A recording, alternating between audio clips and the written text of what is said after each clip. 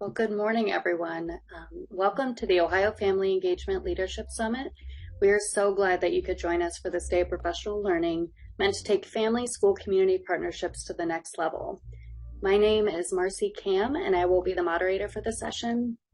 This is session number 3, Communicating with Families About Dyslexia, 2 Ohio district examples with presenters Dr. Meredith Wiman, Christy Tucker, and Erica Kaufman. If you do have any questions, concerns, or technical issues, please message me privately in the chat. To ensure that we get the most out of today, we do ask that all participants turn off their webcams and microphones. If you have questions for your presenter, you may either enter them in the chat to ask during the session, or the last few minutes we have reserved for questions. And I will kind of shift those to the presenter at the appropriate time. You can also join the conversation on Twitter using the hashtag OHSummit23 to share your thoughts. And with that, I will pass it over to our presenters, Dr. Meredith Wiman, Christy Tucker, and Erica Kaufman, to tell us a little bit about themselves. All right. So we're going to share a little bit about ourselves in a minute. But first, I'm going to turn off the smooth jazz. Hopefully that was a nice way to start our session for you all. But I'd like to start off not necessarily just with who we are, but why you're here. So most, if not all of you, have some kind of personal connection to this topic. And today the three of us are going to share about personal and professional connections to dyslexia. And so we encourage you to share in the chat so we can learn a little bit more about each other. Maybe you suspect that you are dyslexic or have a clinical diagnosis, or maybe you're a parent or grandparent to someone with dyslexia. Maybe you are a teacher or administrator or literacy regional specialist supporting students and families, or maybe you're just here to learn a little bit more about this topic. Either way, we'd love to just kind of see those things popping in the chat if you would like to share as we introduce ourselves. So Erica's going to go first. Hi, everybody. Thanks so much for being here today. I'm Erica Kaufman. I currently work for the Educational Service Center of Lorain County, located in Elyria, Ohio. Prior to working for the ESC, I was an intervention specialist and a literacy coach. I am a mother of a child with dyslexia. My husband is also an Ohio teacher, and he has dyslexia as well. So I just am very thankful as a parent and an educator that you're taking time to be here for this important issue. My daughter often jokes that your career is because of me, Mom, and she's not lying. I really do feel she has inspired me to be where I am in the education world today, and the passion I have for helping students with dyslexia, because it hits so close to home for us. And she's currently in 4th grade. But thank you so much for everybody participating and being here today. Hi, I'm Christy Tucker, dyslexia therapist from Ashland City Schools. I'm also so excited to be here today to share about 2 things that I'm very passionate about, family engagement and dyslexia. School had not been a terribly easy time for me growing up, and Dr. Debbie Pusher's keynote presentation this morning brought tears to my eyes, literally, as she shared from the book titled The Table Where Rich People Sit. I had not heard of this book prior to today, but I feel that it was representative of my rich upbringing that had nothing to do with money. For a long time, my goal was to strive to help schools reach students and families where they are at along their journey. But really, I strive to empower families to realize that they have the right to be a part of their child's schooling experience.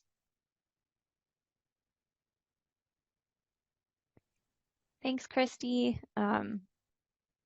So a little bit about me. I'm Dr. Meredith Wiman. I am a mother to 2 children who are 2 and 5. I also have a PhD in community and prevention research in psychology from I work at OSU. My PhD is from UIC.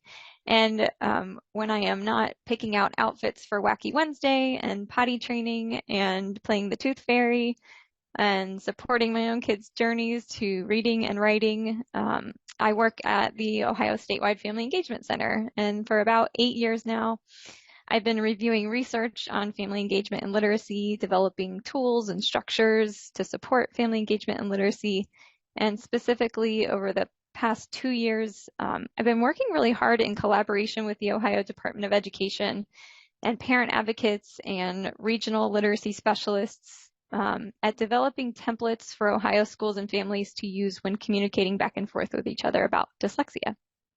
And personally, I became really invested in this work in 2 parts. Number one, just thinking about all the kids in Ohio and how much this work would benefit them and benefit parents like myself. But also around the time the Ohio laws were changing beginning in 2021, my nephew was really struggling in school and going through screening for dyslexia. And I find that for me, it really helps to have real families, real teachers, real students in mind when creating messaging about a topic like dyslexia.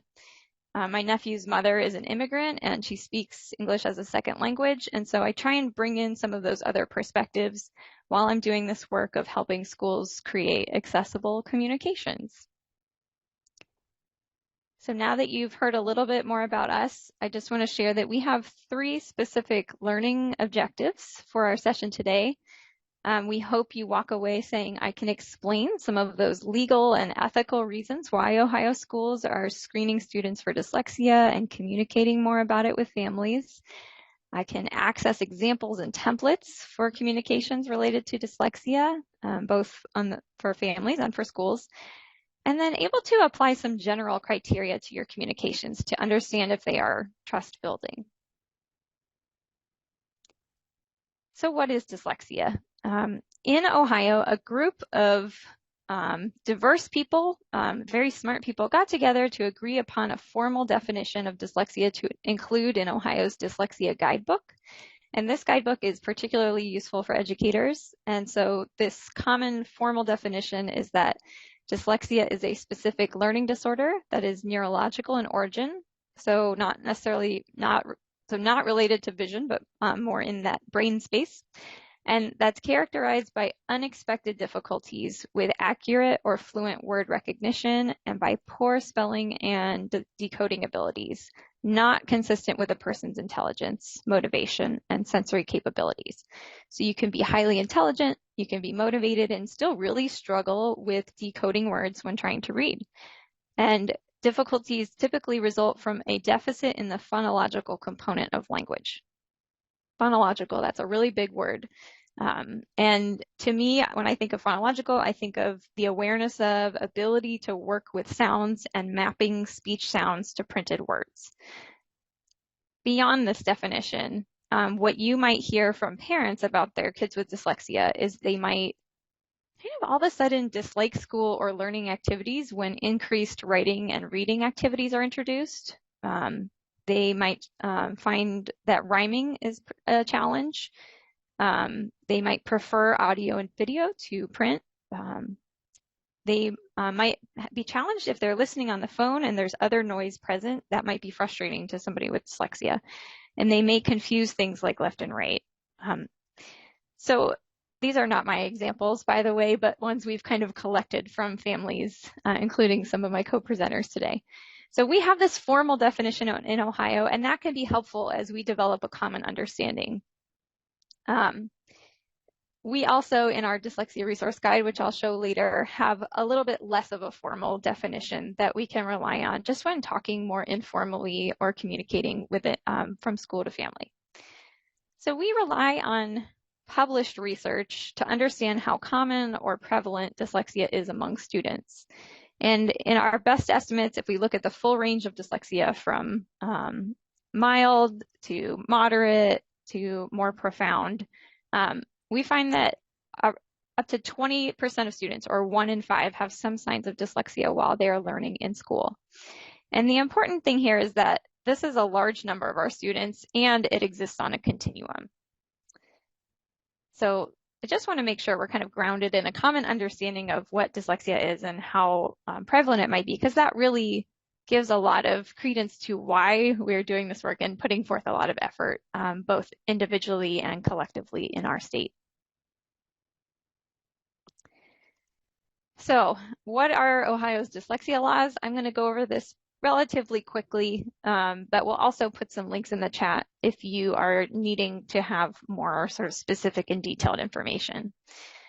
So in April 2021, Ohio passed some new dyslexia laws, and they've since been amended a couple times to clarify or make some things more efficient for the education system. But essentially, the laws introduce 4 new requirements. So as I'm going over these, I'd love a little bit of chat interaction if you're up for it. So feel free to share in the chat which of these requirements are most central to your role in education or will impact you the most. So the first law is related to staff professional development. So educators in Ohio are now required to complete 18 hours of professional development related to dyslexia. And my co-presenters, if I say anything weird or like, that's not right, please feel free to jump in and set the record straight, but I think I've got this all right. And there are specific details about how Ohio is phasing in this requirement, which you can read more about on the ODE, Ohio Department of Education webpage. So that's kind of the first law, is related to professional development of staff.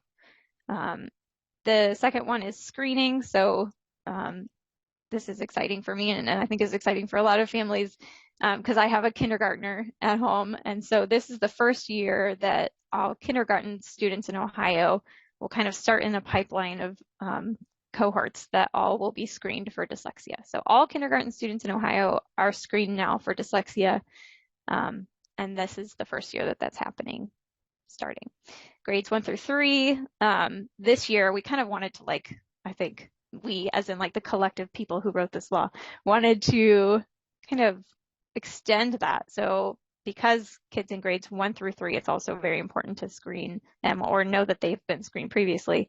So this year, only to get those students in grades 1 through 3 screened, schools must screen all students in these grades sometime during the school year.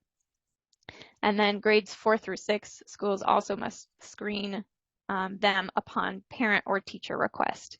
And if teachers request a screening, parents will be asked to kind of give their permission. And just this week, actually, I was approached by someone to develop that teacher letter asking for parent permission. So coming soon, we have a draft pulled together.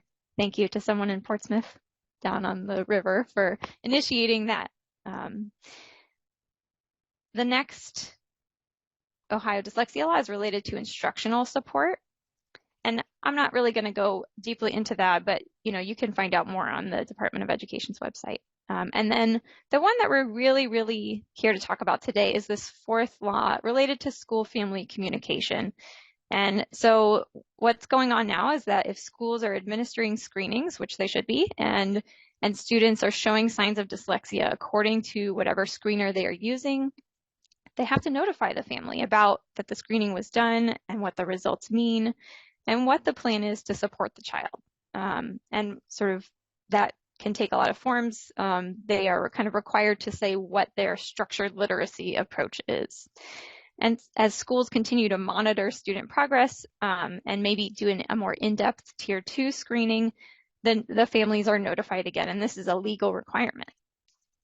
So we're really going to land here today on this school family communication piece. And first, Christy is going to share about her work and examples of how she's putting this school family communication piece into action. And then we'll hear from Erica after that. And I think we are right on schedule. So let's go ahead and take it away, Christy. Hi. As I mentioned at the beginning, I'm a dyslexia therapist, but prior to that, I was an intervention specialist for 20 years. And I remember when dyslexia was a word that teachers were not to use with parents. We didn't really know what it was, and I remember being told there wasn't really a test for it. Well, we do know what it is and what characteristics are common in people with dyslexia, and we have brain research proving that we can help. So who does have dyslexia? As Meredith shared, 15 to 20% of the population has dyslexia, or approximately 1 out of 5 people, according to research. And that's proven through brain scans, that we can actually see changes in the brain. It is a neurological condition. It's not outwardly obvious who has dyslexia and who does not. People with dyslexia are intelligent and they can develop effective coping strategies quite quickly. Therefore, screening all our kindergarten and first grade students really does help to identify students that might otherwise look like they're becoming good readers when they really are developing poor pathways in the brain for learning to read. There are people who are dyslexic and don't know it, but there are specific ways that we can help them learn to read. There's no quick fix for those with dyslexia, but 56 to 92% of kids can achieve average reading ability when they receive intensive early reading intervention. However, oftentimes kids aren't diagnosed until the end of second grade or even later, when they've already fallen behind and they are more likely to struggle with social emotional problems as a result of the dyslexic conditions. We can teach someone to read at any age, but it can be slow and require a significant amount of additional instruction and practice for those with dyslexia. And the most effective time to help someone with dyslexia is as they are learning to read, which typically is during kindergarten and first grade. Much of the information about dyslexia is still trickling down to teachers in the field, and even less of it has made it to some of our families. It is difficult for teachers to explain dyslexia and have meaningful conversations with families when they are just beginning to have a grasp on it themselves. This leads to the need to have resources that schools can use to pass reliable information on to families. The Ohio Statewide Family Engagement Center has a number of excellent resources to help with this, including resources in other languages. And yes, dyslexia is not specific to English. Ashland City Schools has used many of their resources to help inform our parents. And one of our goals is to get as much information about dyslexia out to families as possible without it being overwhelming or difficult to understand.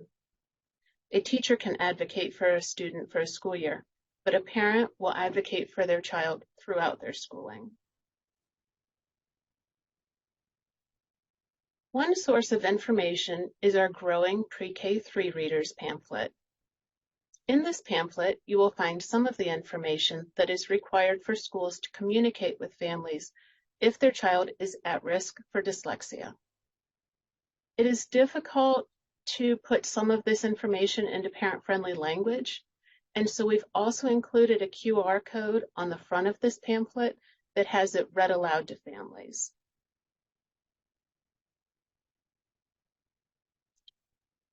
On the inside, we also have information about our structured literacy approach and some of our interventions.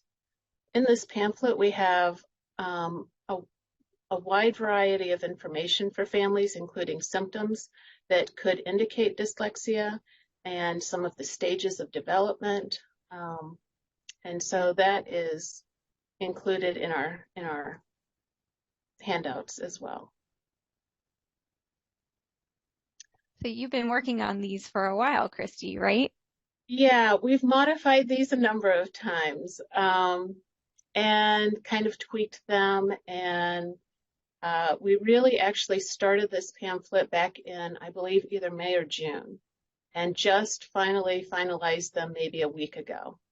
I picked them up from the printer, I want to say yesterday or the day before. So we finally have them, and they turned out wonderful. We're excited to send them home. Yeah, I love that you have the QR code that kind of speaks the same information in case someone is feeling overwhelmed by the amount of information or struggles with reading themselves. So people at the school can kind of direct families to use the QR code to listen to those audio versions. And I'm sure there's just also a URL you could send to them if that's easier for them. Yeah, right. Yeah. We had also kind of wanted to translate this into Spanish in particular, because we have a number of young kiddos in our district that speak that at home. And so we did not finish the pamphlet in time to get that translated in a timely fashion to be able to send it home with our letters that we're sending home. But that is a hope of ours to, if we don't get it translated in a written form, to at least have it in an audio form that people could listen to. And so that's one of the things that we're hoping to work on here soon. Accessibility, making things more accessible is sort of that ongoing piece that, anytime you sort of change the core content, then, you have to make sure that the translations fit. So, this is a great example of like you're rolling up your sleeves and creating new resources and making QR codes. And pretty soon, you'll have those additional versions because we know that those are super critical for access for all families. It is. It really is. The new dyslexia law also includes the need to inform families about their child's data in comparison to what is expected at their grade level. And in order to do this, we've also utilized some of the templates for parent letters that Erica is going to share about. We decided to combine both the data from our dyslexic screener as well as our Tier 2 diagnostic information into the same parent letter communication. We were concerned that sending home one letter with the dyslexic screening data followed by another letter with the Tier 2 diagnostic information would be a bit overwhelming, especially since these families will also be getting information about their child's RIMP in the coming weeks. So within the envelope that we are mailing home, we will have this letter with their child's Tier 2 data information on it, the M-Class Home Connect pages showing the diagnostic screener data, as well as our Growing Pre-K3 Readers pamphlet that we just took a look at. And as you will see, this letter also includes a QR code on it, and it goes to an Introduction to Dyslexia video that we created for families.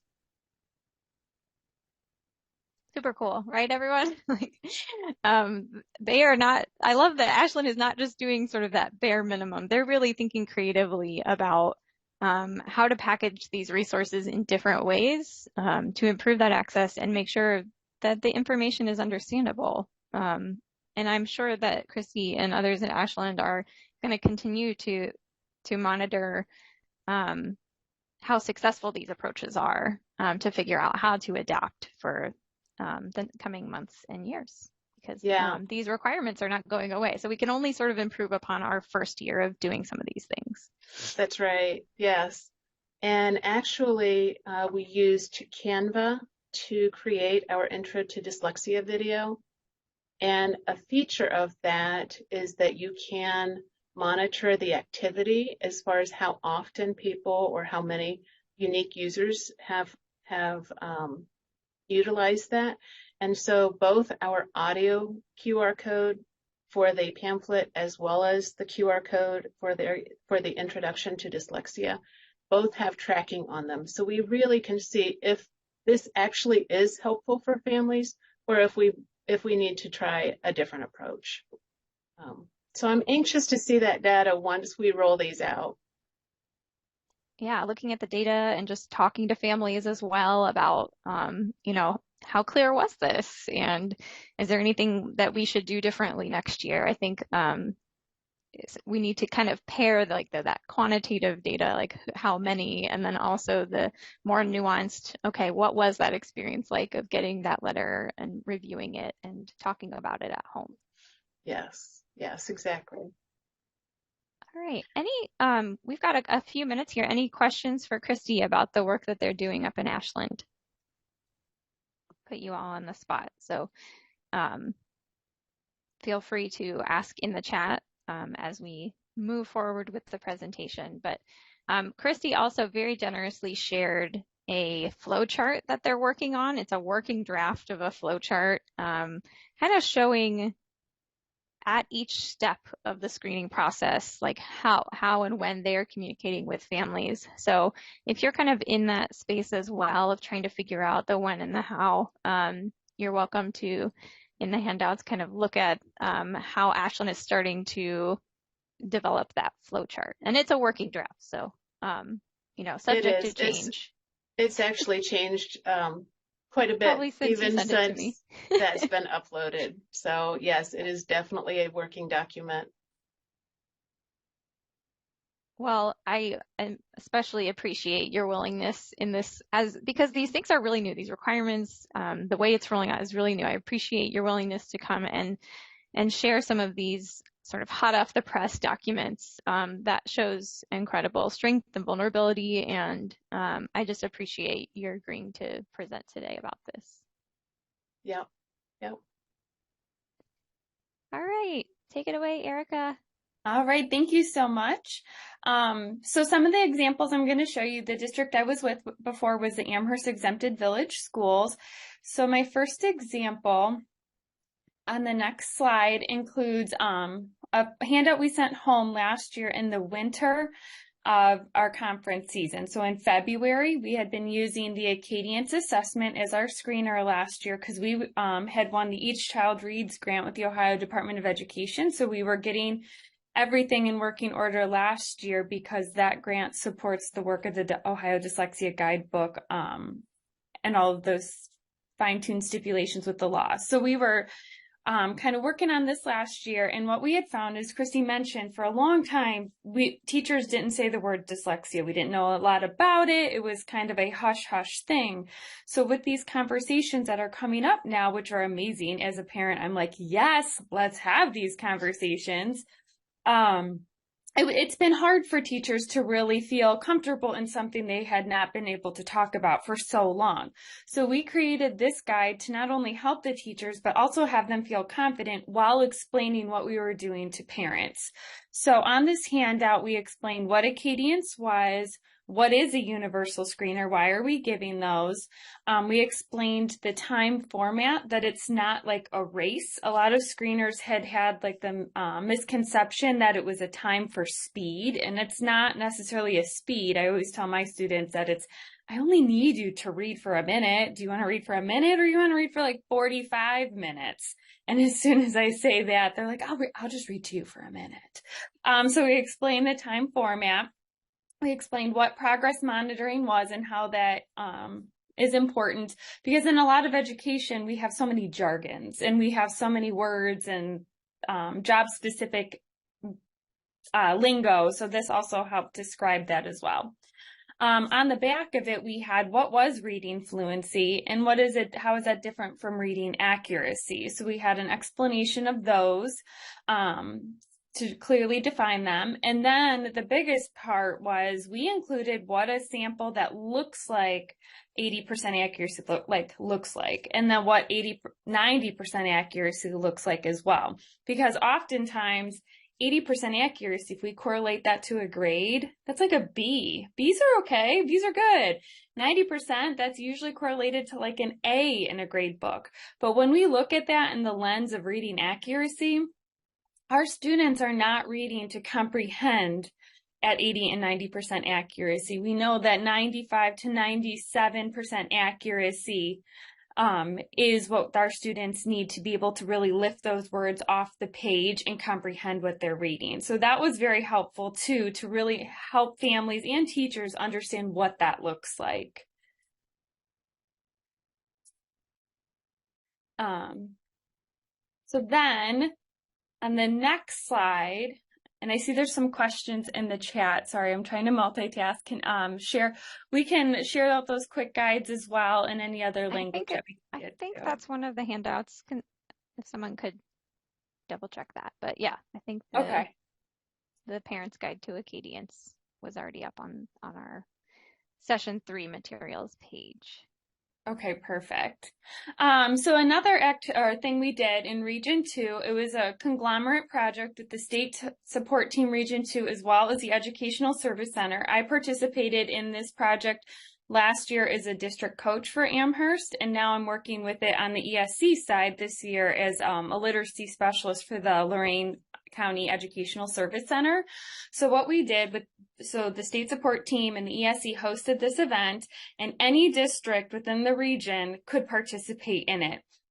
It started off as the Literacy Leaders Network that was comprised of the regional literacy leaders with administration, literacy coaches, whatever your title that focused on literacy may have been. And we had these quarterly meetings, and then it kind of grew from there. So we came together to collaborate and create documents for the purpose of communicating with families on the Ohio Dyslexia Guidebook. And it was truly a we're better together. This is a lot of new things we're all navigating. So let's work together to come up with some ideas and some common language, because we've also seen students will move from district to district as well in the area. So that way, if this school district has this kind of communication, this district will also have that kind of communication, is really working together as a partnership to support all of our students.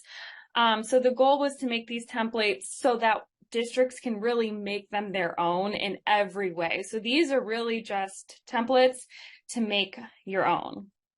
And on the next slide, these are the examples on the website, and I'll show you those as well in a minute. So you can customize a literacy assessment compliance flowchart, a literacy assessment best practice flowchart, a family brochure, dyslexia fact sheet, RIMP templates, which is the reading improvement plan to document your diagnostics and interventions. So again, these were all created in a collaborative effort from local resources. We also referenced the Ohio State Center for Family Engagement too, when we were creating and thinking, how can we all just be better together? And then they can really just utilize their own tools. So I'm going to screen share now and show that website.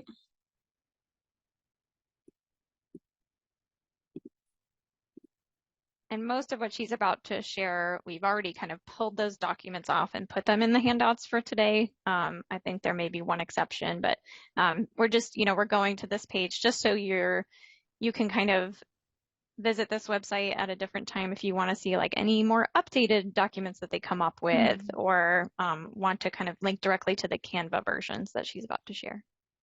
Yeah, and I think, yes, thank you. So as we go through too, like as a parent going through this, even when my daughter first, we figured out that she had dyslexia, I was an intervention specialist and I thought I knew about dyslexia. And lo and behold, I had no idea. I did all the things, and some of the things I would like never recommend because they're not beneficial for students with dyslexia. But we just were desperate to help our daughter, and all of these things were also kept in mind of like, I wish I had this information at the time, and I didn't. So that's where these all really came from too with our literacy leaders. So on our parent communication website, it just describes it. It highlights all the people who took part in this, and we met several times throughout the year as well. All of these are editable in Canva. We do have videos that highlight how to use Canva if you're unfamiliar with it.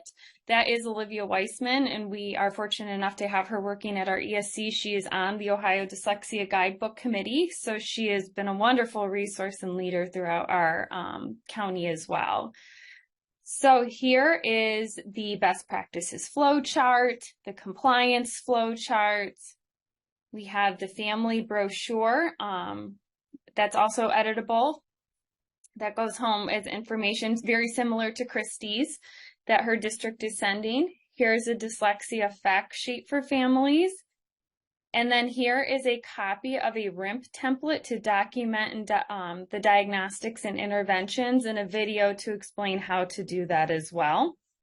And if you have any questions, you can contact Kate Hamilton and Olivia Weissman. Kate's at the SST Region 2 and Olivia's at the Lorain County ESC. But I'm going to click in the family brochure just to show you this step. So when you click on it, you click Use Template. It will make a copy. Making Canva accounts is free for educators, and a lot of districts have this resource as well. But literally everything in this can be changed. Say you don't like the color in this, you can take that out. You can change the background colors. One district didn't really dig this quote, and so they changed out the quote, or they can change out the stages or anything there. If we look at the flow chart. You can see at the bottom, you can put your school district's name, your school district's phone number. You can change all of these colors to be your district colors. If you don't like the font, you can change the font. And you can also hyperlink these letters too, so that way it's an information hub for your teachers as well. So they would just, it's like a one-stop shop. Your teachers can click here for a copy of the letter and what to do and where to go, because again, a lot of this is new, and it's just once you see it and have that visual, something tangible, it all makes more sense. I'm a visual person with liking to see graphics and things like that. It makes more sense to me. So hopefully you could use this as something to help you as we move into the wonderful era of the dyslexia laws. I'm going to click stop share at this time. All right, and I will go back to sharing my slides here.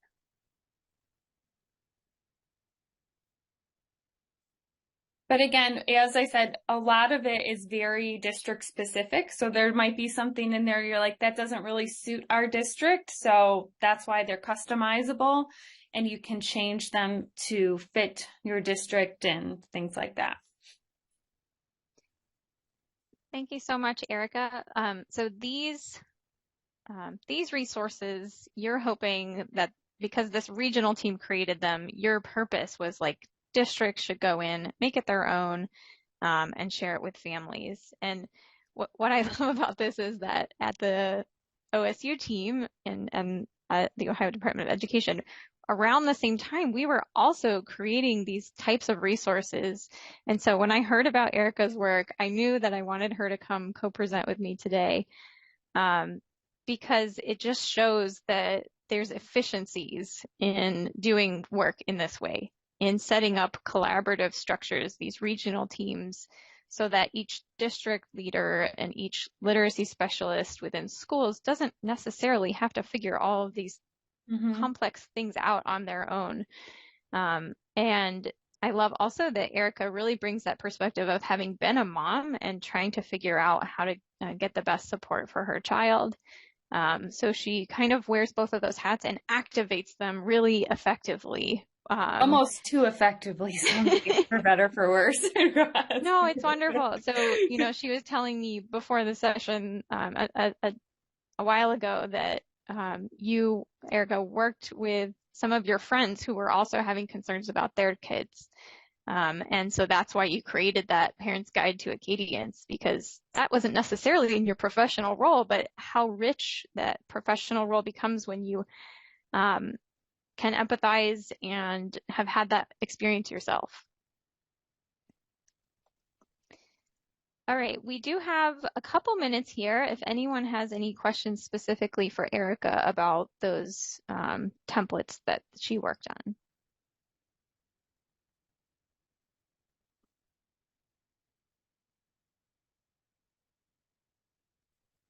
And if you're thinking of questions, one thing I'll just say is that, you know, at OSU, we are aware that some of the things that are in our templates are changing because of laws that came out this summer. And so things like it used to say in law that transfer students had to be screened within 30 days, regardless of if they had been screened in a prior district.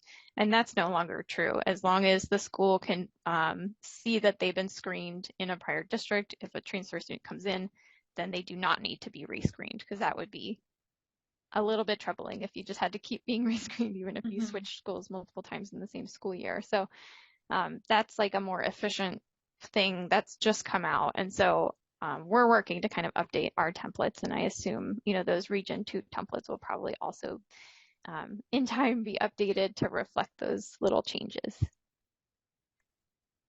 Erica, do you want to speak to your continued involvement in that group at all? We continue to work with it, and it was awesome because Christy joined us on our last one. We also have a multidisciplinary network for districts that have like their administrators or anyone who's overseeing all of the dyslexia laws. So that's a network we've created locally so that they can come and we all kind of brainstorm and work together. So we had our first one last week, and it was about the screening process. So all the districts that came, they shared how their screening process is going, kind of pros and cons, so we can tweak our systems to make it better for our students and teachers and families.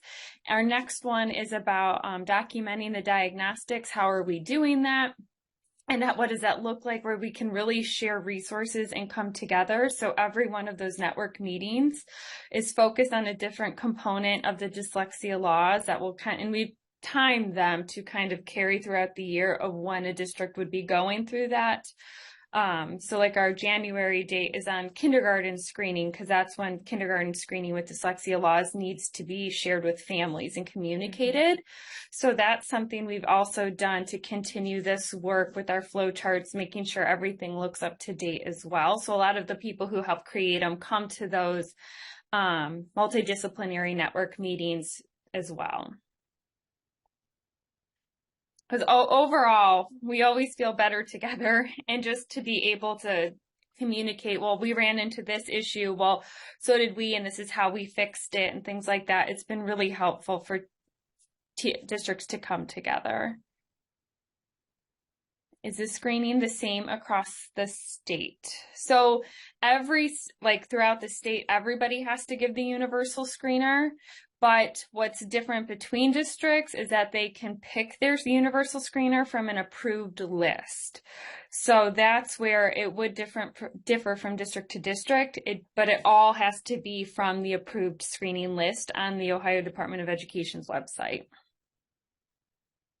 Another interesting thing to me, and please correct me if I'm wrong, but it's my understanding that although the window of time to screen in kindergarten starts in January of the kindergarten year, some districts, some schools kind of assess kids maybe 3 times during the kindergarten year. They might assess in August, September, and reassess in January and reassess in May, say.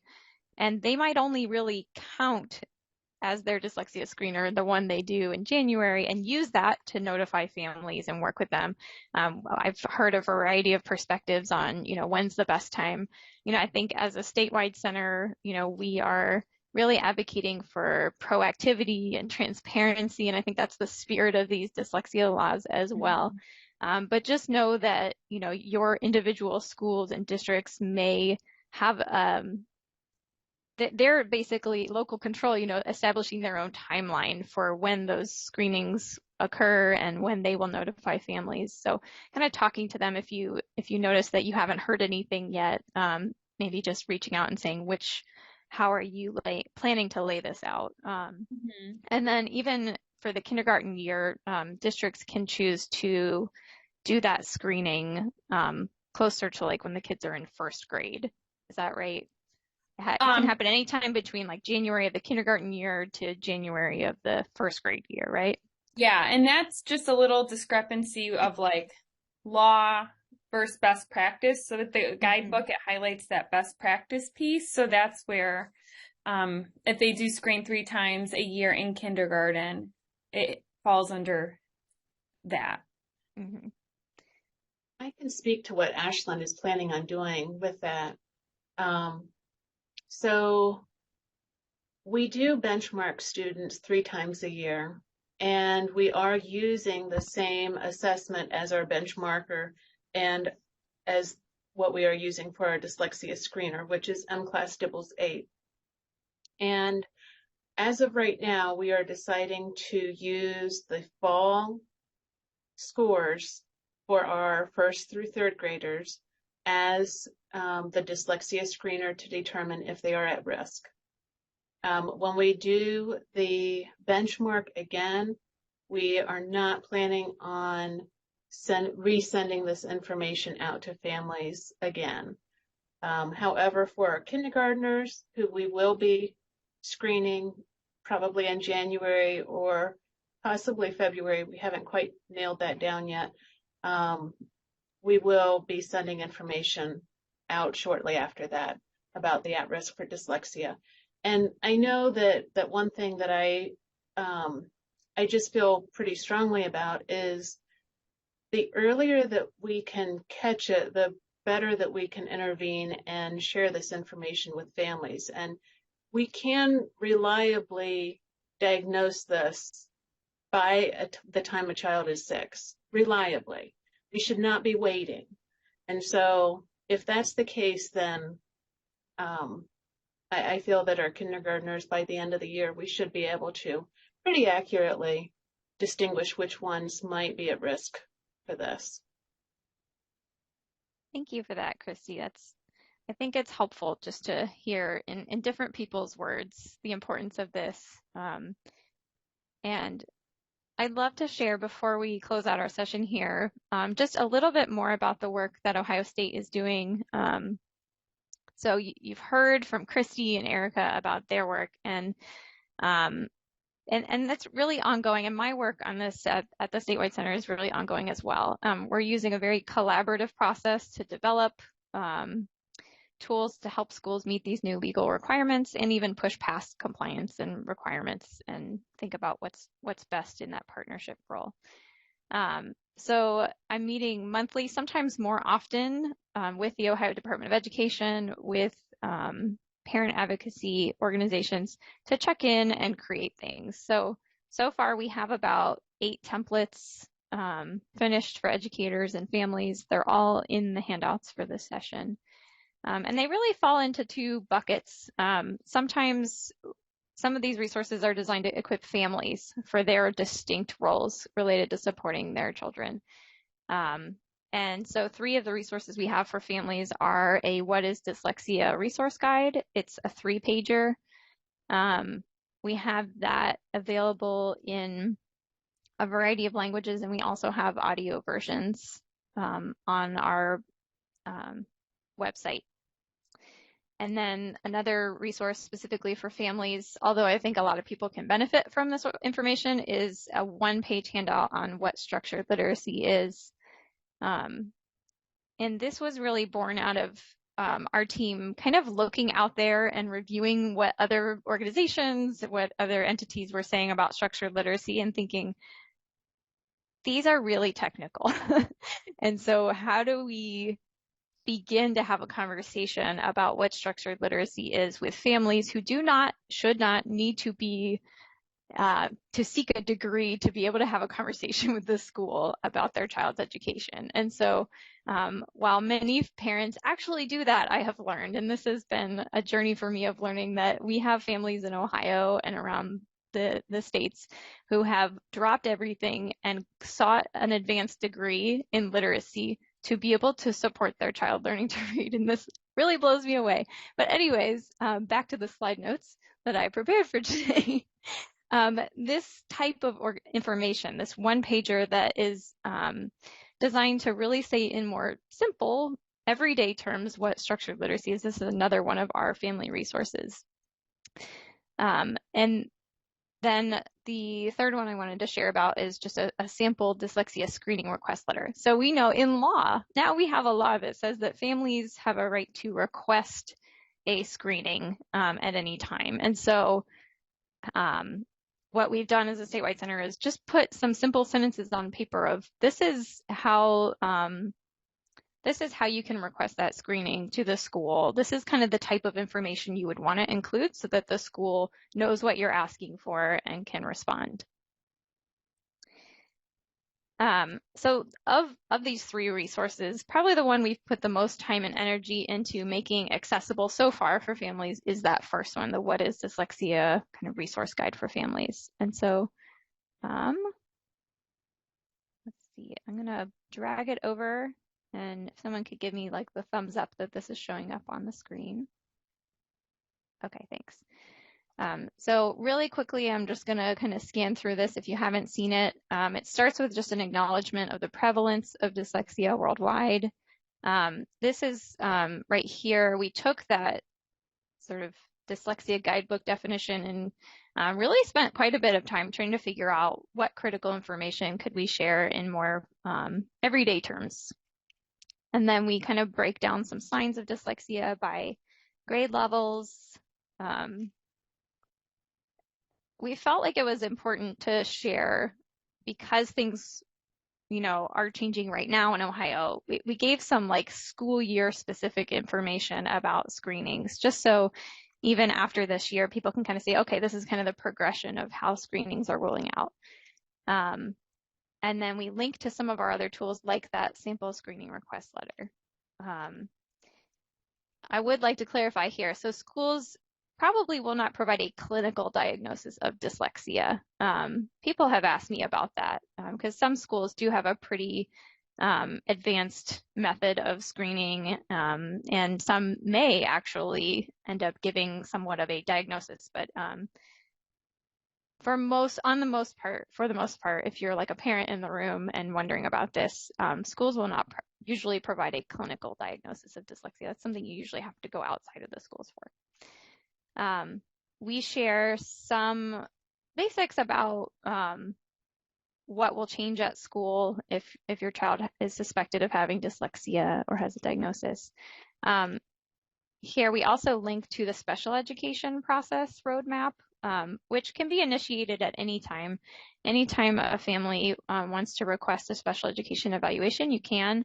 The spirit of Ohio's dyslexia law is that ideally we are doing universal screenings for kids in kindergarten and really being very responsive to those results and getting them core, in regular classroom instruction that's going to meet their needs. But we're hoping, like this is what I've heard from other people, like we're hoping that this will really be as much support as most kids will need. We don't want to necessarily like flood our special education system with lots and lots of requests for full evaluations related to dyslexia if some of those supports can be given by highly trained teachers who have gone through this new staff professional development in dyslexia. So hopefully that's helpful and clarified. That's really clearly laid out in this sort of evaluation roadmap for families. It says a family can initiate a special education evaluation at any time. We also put some time into thinking about how families might talk about this at home with their kids. So you'll see a little bit of that information. And then where can you go to learn more? We wanted to make sure people had links to high quality, especially Ohio-focused resources. If you're from another state and your state doesn't have something like this, feel free to borrow and adapt to your own state's, like special supports that you have for special education and mentors. Maybe you have a parent training and information center you can link to. So this is just how we've done it in Ohio so far for that resource guide.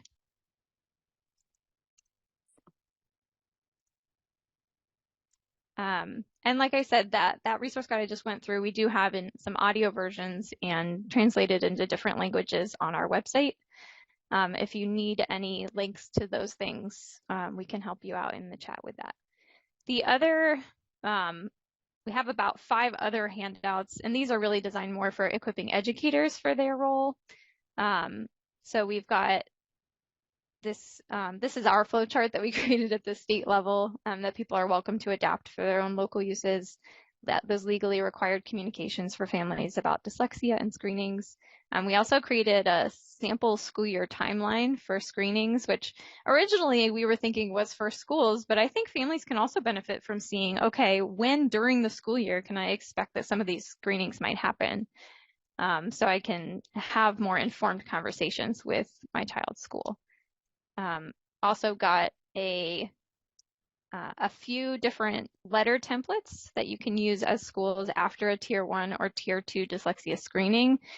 These are not required. These are really just helping you figure out how to put words on paper. Maybe you used to send a letter that was really kind of technical and started with, Ohio Revised Code says that we have to send this letter out. And maybe you're thinking, okay, I want to set a different tone for this school year. I want to write letters to families in a little bit of a different way. This was our attempt to just give some ideas so that everyone's not starting from scratch.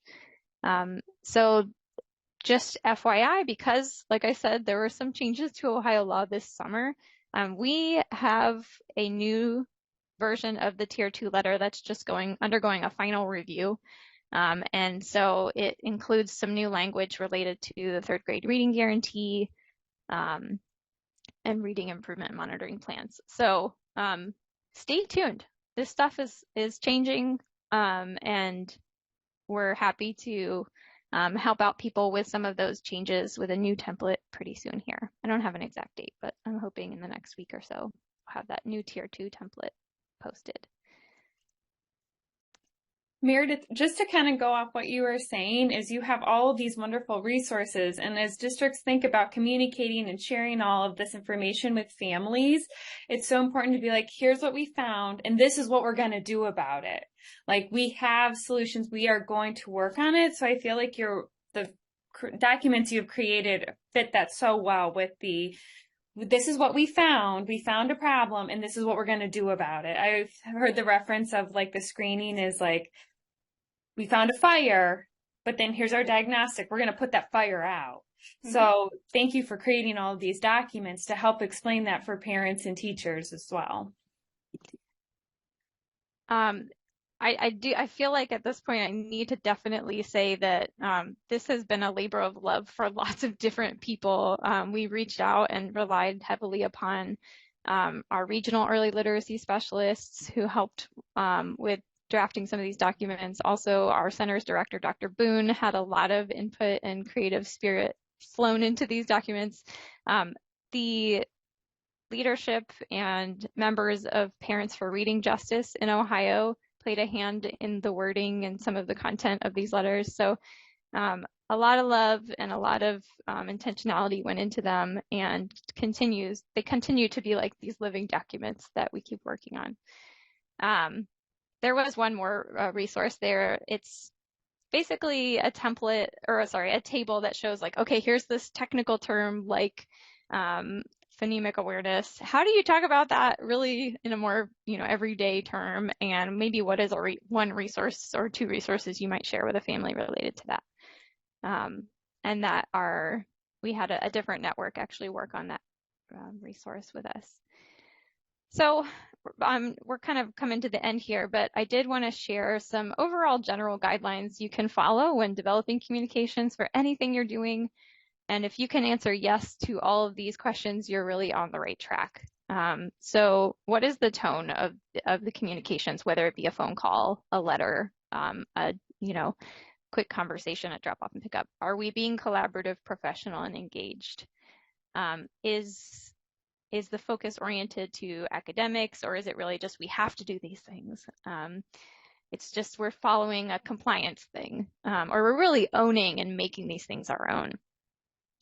Does it value families' expertise, or does it more, subtly or directly communicate that we are the experts as the school and we don't really have room for talking back and forth about these things?